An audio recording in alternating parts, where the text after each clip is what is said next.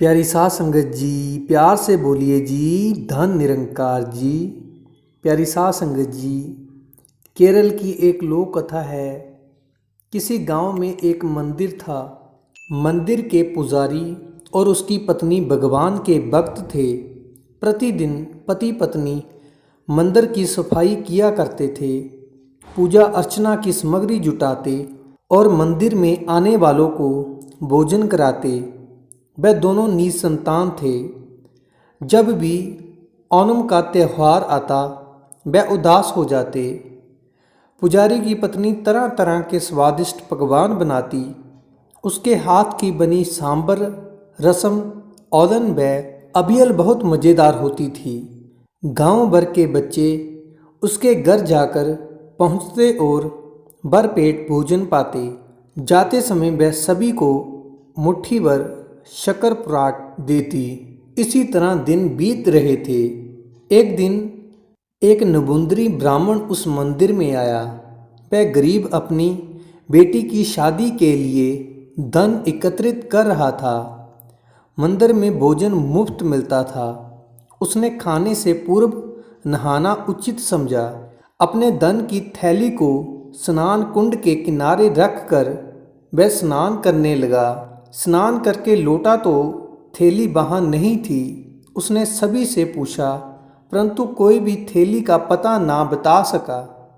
भगवान जाने थैली को जमीन निगल गई या आसमान खा गया था। बेचारा रोता कलपता अपने गांव लौट गया। कुछ समय बाद पुजारी की पत्नी झाड़ू लेकर सफाई करने लगी। ज्यों ही उसने गाय का गोबर उठाया तो थैली मिल गई। हुआ यूं कि जब ब्राह्मण स्नान करने गया था तो एक गाय ने थैली पर गोबर कर दिया था। गोबर से ढकने के कारण उसे थैली दिखाई नहीं दी। पुजारी की पत्नी ने बड़े यत्न से ब्राह्मण की अमानत को संभाल लिया। उसने एक बार भी थैली का मुंह तक नहीं खोला। संजोग से कुछ माह पश्चात वह ब्राह्मण पुनः वहां आया। धन की थैली खोने के बाद उसकी परेशानी और बढ़ गई थी। पुजारी ने ब्राह्मण को भोजन करवाया, फिर उसके धन की थैली सामने ला रखी। ब्राह्मण मारे खुशी के रो पड़ा। उसने सारी कहानी सुनी और पुजारी की पत्नी से बोला, इस धन पर आपका ही अधिकार है, आप इसमें से आधा ले ले। पुजारी की पत्नी एक धार्मिक महिला थी। उसने पराये धन का एक पैसा लेने से भी इनकार कर दिया।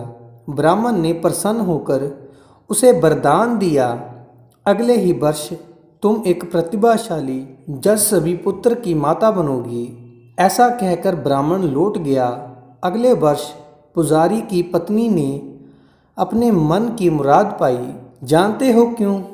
उसका पुत्र कौन था? उसके जहाँ मलयालम के प्रसिद्ध कवि कुंजन नंबियार ने जन्म लिया। कहते हैं कि इस कवि की तुलना किसी से नहीं की जा सकती। मलयालम भाषा के जानकार इसकी कविताएं अवश्य पढ़ते हैं। ये कहानी हमें शिक्षा देती है, संसार में लोभ नहीं करना चाहिए। जो दूसरों का भला करते हैं उसका स्वयं ही भला होता है। प्यारी साध संगत जी, धन निरंकार जी।